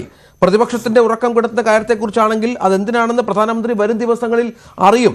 അദ്ദേഹം കഴിഞ്ഞ ദിവസം പ്രഖ്യാപിച്ച ജാദ് സെൻസ് നടപ്പിലാക്കാനുള്ള സമയക്രമം പ്രഖ്യാപിക്കാനും പഹൽഗാം ആക്രമണത്തിലെ 26 പേരെ കൊന്നൊടുക്കിയ പാകിസ്ഥാനോടുള്ള മറുപടി ഇന്ത്യയെ കൊണ്ട് കൊടുപ്പിക്കാനും പ്രധാനമന്ത്രിയിൽ സമ്മർദ്ദം ചെലുത്താനുള്ള നടപടി ഇന്ത്യ മുന്നണിയുടെ ഭാഗത്തു നിന്ന് ഉണ്ടാകും. ഇത് കൃത്യമായ സന്ദേശമാണ് കോൺഗ്രസ് നൽകുന്നത്. ഞങ്ങൾ മറുപടി പറയിപ്പിക്കും ഇത്തരം കാര്യങ്ങളിൽ ഇനിയുള്ള ദിവസങ്ങളിൽ എന്നാണ്. എന്താ സംശയം 26 പേർ മരിച്ചു വീണ ഇടത്തുള്ള അതിപ്പോ പറയേണ്ട സമയമല്ലാത്തത് കൊണ്ടാണ്. നമ്മൾക്കതിന്റെ ആര് കൊന്നു, എന്താണ് സുരക്ഷാ വീഴ്ച, എന്താണ് പ്രശ്നം, ഇതൊക്കെ അതിനൊക്കെ മറുപടി വരണം. പക്ഷെ അതിന്റെ സമയമല്ല ഇപ്പോ. ആ സമയം അതുകൊണ്ടാണ് നാളെ പറയുന്നത്. അല്ലാതെ കോൺഗ്രസ് കുറെ കാലമായി പറഞ്ഞുകൊണ്ടിരിക്കുന്ന, രാഹുൽ ഗാന്ധി പ്രത്യേകിച്ച് പറഞ്ഞുകൊണ്ടിരിക്കുന്ന ജാതി സെൻസസ്, ആ ജാതി സെൻസസ് ഇപ്പോ ഞങ്ങൾ പ്രഖ്യാപിക്കും എന്ന് പറഞ്ഞുകൊണ്ടൊരു മറ ഉണ്ടാക്കുമ്പോൾ അതെപ്പോ എങ്ങനെ അതിന്റെ സമയക്രമം ഒക്കെ ഞങ്ങൾ പറയിപ്പിക്കും എന്ന കാര്യത്തിൽ യാതൊരു സംശയമില്ല. അത് പൊളിറ്റിക്സ് ആണ്. ഇപ്പൊ ഇവിടുത്തെ ഇരിക്കുന്ന ചർച്ച പൊളിറ്റിക്സ് അല്ലാത്തത് കൊണ്ട്, ഒരു രാഷ്ട്രീയ ചർച്ച അല്ലാത്തത് കൊണ്ട് സന്നിഹിതരായ മറ്റാളുകൾ ഈ ഒരു ചർച്ചയ്ക്കകത്തേക്ക് പൊളിറ്റിക്സ് കൊണ്ടുവരാൻ ഇഷ്ടപ്പെടാത്തത് കൊണ്ടും ഞാനും വ്യക്തിപരമായി ഇഷ്ടപ്പെടാത്തത് കൊണ്ടും മാത്രമാണ് ഈ ചർച്ചയിലേക്ക് ഞങ്ങളത് വലിച്ചുകൊണ്ട്. അത് മറ്റൊരു വിഷയം, മറ്റൊരു കാര്യം, അത് അവിടെ വെച്ച് പറയും. ഇവിടെ നമ്മൾ രാജ്യം എന്ന് പറയുന്ന ഒറ്റ ഫീലിംഗ്സിനകത്ത് ഭീകരാക്രമണത്തെ, നമ്മുടെ ആഭ്യന്തര സുരക്ഷയ്ക്ക് ഭീഷണിയായി നിൽക്കുന്ന ഈ ഒരു 5-8 ആളുകൾ വന്ന് 10-27 പേരെ വെടിവെച്ച് കൊന്ന് പോകുന്നു. അവര് നമുക്ക് പിടിക്കാൻ സാധിക്കാത്ത ഒരു സാഹചര്യം വരുന്നു. അവർ ഒളിച്ചു നിൽക്കുന്ന ഒരു സാഹചര്യം വരുന്നു. ഇപ്പൊ ഇതിനൊക്കെ നമുക്ക് ഓവർകം ചെയ്യേണ്ടതുണ്ട്. കാരണം സഞ്ചാരികൾ വീണ്ടും കാശ്മീരിലേക്ക് വരാൻ 2.5 കോടി ഒരു വർഷം കടന്നു വരുന്ന സഞ്ചാരികൾ, ആ പ്രദേശത്ത് ദിവസം 2500 ആളുകൾ വരുന്ന ഇടം, അവിടേക്കുള്ള ബുക്കിംഗ് നിന്നുപോയ സ്ഥലം, ഇതൊക്കെ നമുക്ക് നമ്മുടെ മുമ്പിലുള്ള പ്രതിസന്ധിയാണ്. ഇതിനൊക്കെ ഓവർകം ചെയ്യണമെങ്കിൽ നമ്മൾ ഒറ്റക്കെട്ടായി നിൽക്കണം. ആ ഒറ്റക്കെട്ടായി നിൽക്കുന്നതിനിടയ്ക്ക് ദ്വയാർത്ഥത്തിലുള്ള പ്രയോഗങ്ങൾ പാടുണ്ടോ ഇല്ലയോ എന്നുള്ളത് രാജ്യത്തിന്റെ പ്രധാനമന്ത്രിയാണ് തീരുമാനിക്കുന്നത്. ഞങ്ങൾ സ്റ്റാൻഡ് ഓൾ പാർട്ടി മീറ്റിംഗിൽ പറഞ്ഞിട്ടുണ്ട്, അത് തുടർച്ചയായിട്ടും പറയുന്നു. ഈ വിഷയത്തിൽ ഈ രാജ്യത്തെ ജനങ്ങളോടൊപ്പമാണ് ഇന്ത്യൻ നാഷണൽ കോൺഗ്രസ് ഉള്ളത്. ഒരു ചെറിയ സംശയം പോലും ഇല്ലാത്ത രീതിയിൽ രാജ്യത്തിന്റെ നടപടികൾക്കൊപ്പമാണ് ഇന്ത്യൻ നാഷണൽ കോൺഗ്രസ് നിലകൊള്ളുന്നത്. മിഥുൻ വിജയകുമാർ, ഇവിടെ നമുക്ക് അറിയാം പ്രധാനമന്ത്രി ഒരുപാട് ഇത്തരം കാര്യങ്ങളിൽ പ്രതികരിക്കുന്ന ഒരാളല്ല. പല സംഭവങ്ങൾ നടന്നപ്പോഴും അങ്ങനെ അദ്ദേഹം പ്രതികരിച്ച് കണ്ടിട്ടില്ല. ഒരുപാട് സ്ഥലങ്ങളിൽ ഈ പറഞ്ഞ പോലെ കൃത്യമായി കഴിഞ്ഞ ദിവസങ്ങളിലൊക്കെ യോഗങ്ങൾ ഉണ്ടായിരുന്നു. അവിടെ ചില തീരുമാനങ്ങൾ അദ്ദേഹം പറഞ്ഞു. മിലിറ്ററിക്ക്, നമ്മുടെ സേനകൾക്ക് കൂടുതൽ അധികാരങ്ങൾ നൽകിയ പശ്ചാത്തലമൊക്കെ ഉണ്ടായി. ഇനിയും തീരുമാനങ്ങൾ എടുക്കേണ്ടത് അവരാണ് എന്ന് പറഞ്ഞു വെച്ച് മടങ്ങുന്ന പ്രധാനമന്ത്രി ഇനി അദ്ദേഹം കടക്കുന്നത് അദ്ദേഹം തുടർന്നു കൊണ്ടുവരുന്ന പരിപാടികളിലേക്ക് തന്നെയാണോ? ഈ ഒരു വിഷയത്തിൽ കൃത്യമായ തീരുമാനങ്ങൾ എടുത്ത് മടങ്ങി ഇത്തരം കാര്യങ്ങളിൽ വീണ്ടും ഇതിന്റെ പ്രവർത്തനങ്ങളിൽ വ്യാപൃതനാകുന്ന ഒരു പ്രധാനമന്ത്രിയാണോ താങ്കൾ കാണുന്നത്? നോക്കൂ, ഇതുമായി ബന്ധപ്പെട്ടിട്ടുള്ള ഡിസിഷൻസ് എടുക്കാനുള്ള പൂർണ്ണ അധികാരം നമ്മുടെ മിലിറ്ററി എസ്റ്റാബ്ലിഷ്മെന്റിന് കൊടുത്തു കഴിഞ്ഞിട്ടുണ്ട്. അതിൽ നേവി, എയർഫോഴ്സ്, ആർമി അവർ തീരുമാനിക്കും, അവരതിന്റെ ഓപ്പറേഷൻ നടത്തും. അവർക്ക് അതിനുള്ള പൂർണ്ണ സ്വാതന്ത്ര്യം കൊടുത്തു കഴിഞ്ഞു. അതുമായി ബന്ധപ്പെട്ട ചർച്ചകൾ ഒരു ഭാഗത്ത് നടക്കുന്നു, മറുഭാഗത്ത് നമുക്ക് ഗവർണൻസ് മുന്നോട്ട് കൊണ്ടുപോകണം. പഹൽഗാമിൽ അറ്റാക്ക് നടന്നതുകൊണ്ട് ഇന്ത്യ തകർന്നു പോയി എന്ന് പാകിസ്ഥാനിന് തോന്നാൻ പാടില്ല എന്നതാണ് ഇതിലെ ഏറ്റവും വലിയൊരു കാര്യം. കാരണം നമ്മുടെ BAU ബിസിനസ് ആസ് യൂഷ്വൽ നടന്നുകൊണ്ടിരിക്കുകയാണ്. സോ അവിടെ നമുക്കൊരു കോട്ടവും സംഭവിച്ചിട്ടില്ല എന്നതാണ് പ്രധാനമന്ത്രിയുടെ ബോഡി ലാംഗ്വേജ് അറ്റ്ലീസ്റ്റ് കമ്മ്യൂണിക്കേറ്റ് ചെയ്യുന്നത്. അല്ലെങ്കിൽ നമ്മുടെ രാജ്യത്തുള്ള മറ്റ് പല കാര്യങ്ങളും ഒരു ബുദ്ധിമുട്ടും ഇല്ലാതെ മുന്നോട്ട് പോയിക്കൊണ്ടിരിക്കുന്നു. അത് ബീഹാർ സന്ദർശനമാണെങ്കിൽ ബീഹാറിൽ വെച്ചിട്ട് അദ്ദേഹം ഒരു ഇന്റർനാഷണൽ കമ്മ്യൂണിറ്റിക്ക് ഒരു മെസ്സേജ് അവിടെ നൽകിയിട്ടുണ്ട്. അപ്പൊ അങ്ങനെയുള്ള കാര്യങ്ങൾ അതിൻ്റെതായ രീതിയിൽ മുന്നോട്ട് പോകുന്നുണ്ട്. പക്ഷെ ഇവിടെ കോൺഗ്രസിന്റെ പ്രതിനിധി, ഇതൊരു രാഷ്ട്രീയ ചർച്ചയല്ല, പക്ഷെ ഇതിലേക്ക് ഒരുപാട് രാഷ്ട്രീയം വന്നു കഴിഞ്ഞു. അതുകൊണ്ട് ഞാൻ പറയാൻ ആഗ്രഹിക്കുന്ന ഒരു കാര്യം, ഇവിടെ കോൺഗ്രസ് പഹൽഗാം വിഷയത്തിലൊരു രാഷ്ട്രീയം പറയുന്നില്ല എന്നൊക്കെ പറഞ്ഞുകൊണ്ട് അദ്ദേഹം പറഞ്ഞത് മൊത്തം രാഷ്ട്രീയം തന്നെയാണ്. കോൺഗ്രസിന്റെ ഈ നിലപാട്, നമ്മൾ ഈ ഒരു പഹൽഗാമുമായി ബന്ധപ്പെട്ട് ഉള്ള ചില കോൺഗ്രസ് നേതാക്കളുടെ സ്റ്റേറ്റ്മെന്റ്സ് കണ്ടു കഴിഞ്ഞാൽ നമുക്ക് മനസ്സിലാവും കോൺഗ്രസിന്റെ ആക്ച്വൽ പൊസിഷൻ എന്താണെന്നുള്ളത്. ജമ്മുവിലെ നേതാവായിട്ടുള്ള കോൺഗ്രസിന്റെ മുൻ മന്ത്രിയായിട്ടുള്ള സൈഫുദ്ദീൻ സോസ് എന്ന് പറയുന്ന ഒരു നേതാവ്, അദ്ദേഹം പറഞ്ഞത് പാകിസ്ഥാൻ ഈ അറ്റാക്കിൽ പങ്കൊന്നുമില്ല എന്നാണ് നമുക്ക് തോന്നുന്നത്. കാരണം പാകിസ്ഥാൻ പറഞ്ഞാൽ നമ്മൾ വിശ്വസിക്കണം, അത്രയേ ഉള്ളൂ. അതാണ് കോൺഗ്രസിന്റെ ഒരു നേതാവ് തന്നെ, ഒരു മുതിർന്ന നേതാവ് തന്നെ പറഞ്ഞത്. പിന്നെ മുംബൈയിലുള്ള അവരുടെ ഒരു MLA ഉണ്ട്, മഹാരാഷ്ട്ര കോൺഗ്രസിന്റെ ഒരു MLA വിജയ് വടത്തിവാർ എന്നാണ് അദ്ദേഹത്തിന്റെ പേര്. അദ്ദേഹം പറഞ്ഞത് പാകിസ്ഥാൻ ഇതൊക്കെ നടത്താനുള്ള ഒരു ടൈം ഉണ്ടോ, ഇതൊക്കെ നമുക്ക് വിശ്വസിക്കാൻ പറ്റുമോ, ഇതിനൊക്കെ വിശ്വസിക്കാൻ കഴിയുമോ എന്ന രീതിയിലാണ് അദ്ദേഹം ചോദിക്കുന്നത്. പിന്നെ 6 മാസം മുമ്പ് ഇതേ നേതാവ് പറഞ്ഞൊരു കാര്യമുണ്ട്, നമ്മുടെ മുംബൈ ടെറർ അറ്റാക്കുമായി ബന്ധപ്പെട്ട ഒരു കാര്യം അദ്ദേഹം പറഞ്ഞത്. അതായത് മുൻ ATS ചീഫ് കർക്കറയെ കൊന്നത് RSSുമായി ബന്ധമുള്ള ഏതെങ്കിലും ഒരു പോലീസുകാരനായിരിക്കും, അല്ലാതെ അജ്മൽ കസബ് അല്ല എന്ന്. ഇത്തരത്തിലുള്ള സ്റ്റേറ്റ്മെന്റ്സ് കോൺഗ്രസിന്റെ ഉത്തരവാദിത്തപ്പെട്ട നേതാക്കളിൽ നിന്നും നമ്മൾ ഈ സമയത്ത് കേൾക്കുന്നുണ്ട്. പിന്നെ ഏറ്റവും കൂടുതൽ ഇപ്പൊ പാകിസ്ഥാനിൽ ഇരിക്കുന്ന പാകിസ്ഥാനി നേതാക്കൾ പോലും ട്വീറ്റ് ചെയ്യുന്നത് കേരള കോൺഗ്രസിന്റെ ഒരു ട്വീറ്റാണ്. അതായത് 200 കിലോമീറ്റർ ദൂരമുണ്ട് ലൈൻ ഓഫ് കൺട്രോളിൽ പഹൽഗാമിലേക്ക്.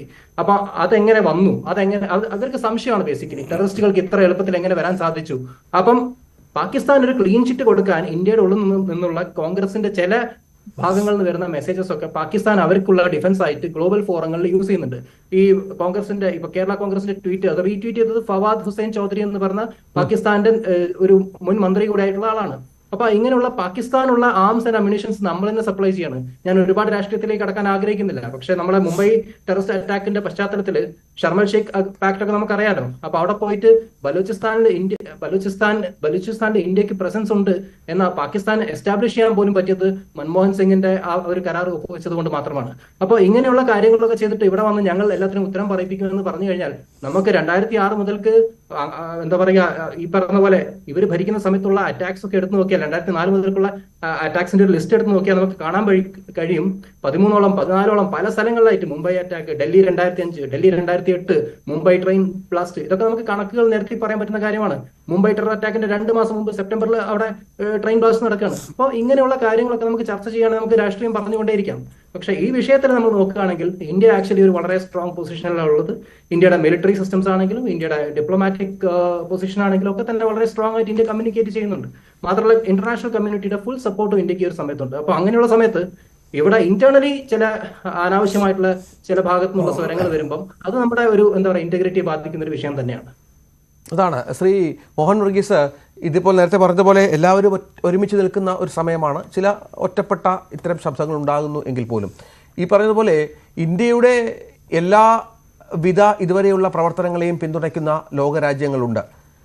എല്ലാ തരത്തിലും നമുക്ക് പല വിധത്തിലുള്ള സപ്പോർട്ട് തരുന്ന ആളുകളുണ്ട്. പക്ഷെ അപ്പോഴും ഈ തിരിച്ച് അടിക്കുക എന്ന് പറയുന്നത് അല്ലെങ്കിൽ അത്തരത്തിലുള്ള സാഹചര്യത്തിലേക്ക് പോവുക എന്ന് പറയുമ്പോൾ മാത്രമാണ്. നേരത്തെ താങ്കൾ പറഞ്ഞ യുദ്ധം എന്നുള്ളത് ഉക്രൈനെ റഷ്യ ആക്രമിച്ചപ്പോൾ അവർ പറഞ്ഞത് വളരെ പെട്ടെന്ന് 48 മണിക്കൂർ തീർക്കാൻ പറ്റുമെന്നാണ്.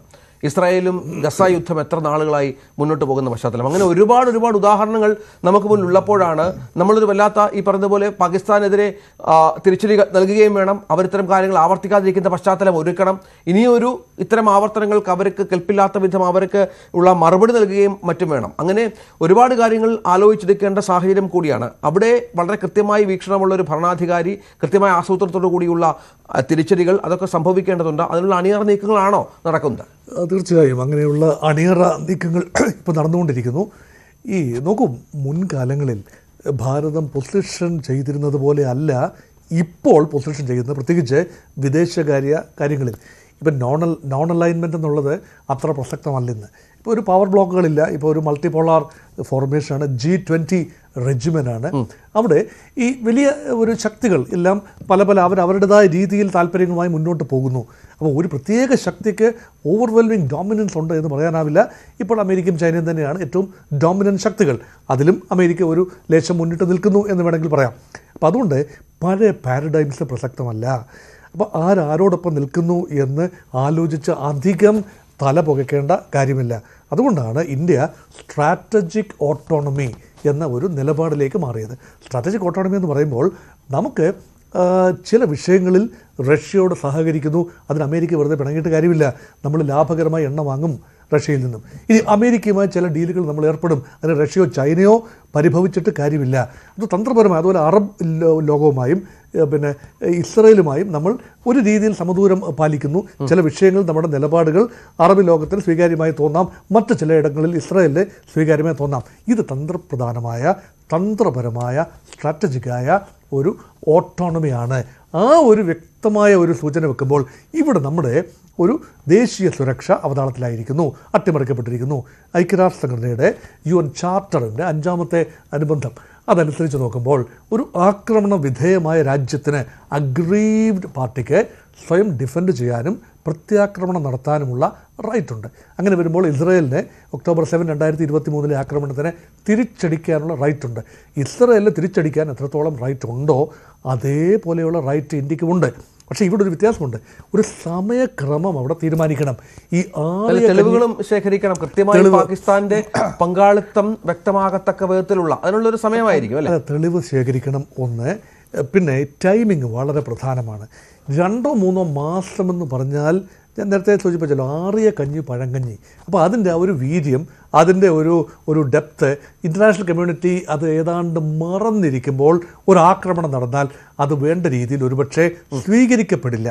അതുകൊണ്ട് ഇതിനൊരു ക്രിസ്പ് ടൈമിംഗ് ഷെഡ്യൂൾ ആവശ്യമുണ്ട്. ഏറെ വൈകാനും പാടില്ല, എന്നാൽ പെട്ടെന്നൊരു തിരിച്ചടിക്ക് ആവശ്യത്തിനുള്ള ഒരുക്കങ്ങളില്ലാതെ തിരിച്ചടിക്കാനും പാടില്ല. തിരിച്ചടി ഉണ്ടാകുമെന്ന കാര്യത്തിൽ എന്നെ കേൾക്കുന്ന ആർക്കും സംശയം ഉണ്ടാകുമെന്ന് തോന്നുന്നില്ല. ആ രീതിയിലാണ്. തിരിച്ചടി ഇല്ലാതെ ഇരുന്നാൽ ഒരു ഭൗതികമായ തിരിച്ചടി, ഇപ്പം സാമ്പത്തികമായ തിരിച്ചടികളെ ആ രീതിയിൽ ജനം കാണില്ല. ഭൗതികമായ സൈനികമായ ഒരു തിരിച്ചടി, ഒരു ആക്ഷൻ, മിലിറ്ററി ആക്ഷൻ, അടിവരയിട്ട് പറയുന്നു, മിലിറ്ററി ആക്ഷൻ ഇല്ലാതെ ഇന്ത്യയിലെ രാഷ്ട്രീയ നേതൃത്വത്തിന് മുന്നോട്ട് പോകാനൊക്കില്ല. അത് വിശ്വാസ്യതയുടെ വിഷയമാണ്, ദേശീയ സുരക്ഷയുടെ വിഷയമാണ്. അതുകൊണ്ട് അതുണ്ടാകുമ്പോൾ തന്നെ അതിന് എല്ലാ പ്രിക്കോഷൻസും എടുക്കുന്നു, ഒരു അപ്രോപ്രിയേറ്റ് ടൈമിംഗ് എടുക്കുന്നു. അതാണ് ഈ ഒരു ആശയക്കുഴപ്പമെല്ലാം. അതിന് മുൻപിൽ നടക്കുന്ന നയതന്ത്ര ശ്രീരഞ്ജിത്ത് ചോദിച്ച ചോദ്യത്തിലേക്കാണ് വരുന്നത്. അത് അമേരിക്ക വളരെ ഇമ്പോർട്ടൻ്റ് ഒരു cog in the scheme of things ആണ്. ഇപ്പോൾ വളരെ കൺഫ്യൂസിംഗ് ആണ് സിഗ്നൽ. അമേരിക്കയിൽ നിന്ന് വരുന്ന സിഗ്നൽസിനെ എങ്ങനെയാണ് നമ്മൾ ഡിസൈഫർ ചെയ്യുന്നത്? അത് വളരെ പ്രധാനപ്പെട്ട ഒരു കാര്യമാണ്. ട്രംപ് ആദ്യം തീരെ ഒഴുക്കമട്ടിലാണ് പറഞ്ഞത്. അത് 1500 വർഷം കൊണ്ടുള്ള പ്രശ്നമാണ്, അതൊന്നുമില്ല. 1500 വർഷമൊന്നും ആയിട്ടുള്ള പ്രശ്നമല്ല. ട്രംപിൻ്റെ ഒരു മിസ്റ്റേക്കാണ്, ചരിത്രം അറിയാൻ വയ്യാത്തതുകൊണ്ടാണ്. പക്ഷേ ഒരു വളരെ അഴകുഴമ്പൻ മട്ടാണ്. ഇപ്പം ഇന്ത്യയുടെ പ്രധാനമന്ത്രിയുടെ പേരൊക്കെ ഒരു പക്ഷേ ട്രംപ് ഓർത്തെടുത്ത് പറഞ്ഞേക്കാം. പാകിസ്ഥാൻ പ്രധാനമന്ത്രി ഷഹബാസ് ഷെരീഫ് എന്ന പേര് തന്നെ ഓർത്തെടുത്ത് പറയാൻ തക്ക ഒരു ഓർമ്മശക്തി ഒന്നും ഉണ്ടാകണമെന്നില്ല. ഇതൊക്കെ ഒരു സിസ്റ്റത്തിൻ്റെ ഭാഗമായി അമേരിക്കയെ കാര്യമായി അലോസരപ്പെടുത്തുന്നില്ല. അലോസരപ്പെടും, ഒരു യഥാർത്ഥ യുദ്ധത്തിലേക്ക് വരികയും ഇന്ത്യൻ ഇക്കോണമി ഉൾപ്പെടെ ഒരു ടെയിൽ സ്പിന്നിലേക്ക് പോയാൽ കച്ചവട ബന്ധങ്ങൾ അത് വലിയ മാറ്റങ്ങൾ ഉണ്ടാകും. അതുകൊണ്ട് ആ രീതിയിൽ പോകാൻ അമേരിക്കയും ആഗ്രഹിക്കുന്നില്ല. അതുകൊണ്ട് ഒരു റാപ്രോഷ്മ, ഒരു നിരപ്പിൻ്റെ ഒരു അനുഭവത്തിലേക്ക് വരിക, രണ്ട് പേരോടും സമദൂരം പാലിച്ചുകൊണ്ട് നിങ്ങൾ തമ്മിൽ ചർച്ച ചെയ്ത് പരിഹരിക്കണം എന്ന രീതിയിൽ ഒഴുക്കൻ മട്ടിൽ പറയുകയാണ്. പക്ഷേ ആക്രമണത്തെ അപലപിക്കുന്നു. തീർച്ചയായും അതാണ് ഇന്ത്യ ഇപ്പോൾ സപ്പോർട്ടാണ് എന്ന് പറയുന്നത്. സപ്പോർട്ട് തന്നെയാണ്, തീർച്ചയായും സപ്പോർട്ടാണ്, ഇന്ത്യക്ക് സപ്പോർട്ട് തന്നെയാണ്. പക്ഷേ ആ സപ്പോർട്ട് സൈനികമായോ മറ്റേതെങ്കിലും സാമ്പത്തിക സഹായത്തിലേക്കോ നീങ്ങണമെന്നില്ല. ഇതേ നിലപാട് തന്നെ യൂറോപ്യൻ യൂണിയനും, ഇതേ നിലപാട് തന്നെ മറ്റ് രാജ്യങ്ങൾക്കും. പക്ഷേ ഒരു ആക്രമണം തിരിച്ചടി ഉണ്ടാകുമ്പോൾ അങ്ങനെ ആകണമെന്നില്ല നിലപാട്. ഐക്യരാഷ്ട്രസംഘടനയിൽ പ്രമേയമൊക്കെ വരുമ്പോൾ നമുക്ക് നോക്കിക്കാണാം. ഐക്യരാഷ്ട്രസംഘടനയിൽ പ്രമേയം വരുമ്പോൾ നമ്മൾ ഉദ്ദേശിക്കുന്ന ആ ഒരു വേണ്ട പ്രിക്കോഷൻ ജാഗ്രത എടുത്തില്ല എങ്കിൽ ചിലപ്പോൾ നമുക്ക് നയതന്ത്രപരമായ തിരിച്ചടികൾ ഉണ്ടാകും. അതാണ് ഇത്രയും ജാഗ്രതയോടുകൂടി കാര്യങ്ങൾ നീക്കാനുള്ള ഒരു പ്രധാന കാരണം. ശരി, നന്ദി ശ്രീ മോഹൻ വർഗീസ്, ശ്രീ കേണൽ ഡെന്നി, ശ്രീ മിഥുൻ, ഒപ്പം ശ്രീ നിജേഷ് അരവിന്ദ് ഈ ചർച്ചയുടെ ഭാഗമായതിന്. തീവ്രവാദം പാകിസ്ഥാന്റെ ഭാഗമോ എന്നായിരുന്നു പ്രേക്ഷകർക്കായി മുന്നോട്ട് വെച്ച ചോദ്യം. അതെ എന്ന് 94% ആളുകൾ അഭിപ്രായപ്പെട്ടു. അല്ല എന്ന് 4%, നിഷ്പക്ഷമായി 2% ആളുകളും ഈ പോളിൽ പങ്കെടുത്തു. 15,000-ഓളം ആളുകൾ പങ്കെടുത്ത PD പോളിൽ അവരുടെ അഭിപ്രായം രേഖപ്പെടുത്തി. നാളെ മറ്റൊരു വിഷയമായി എത്താം. നമസ്കാരം.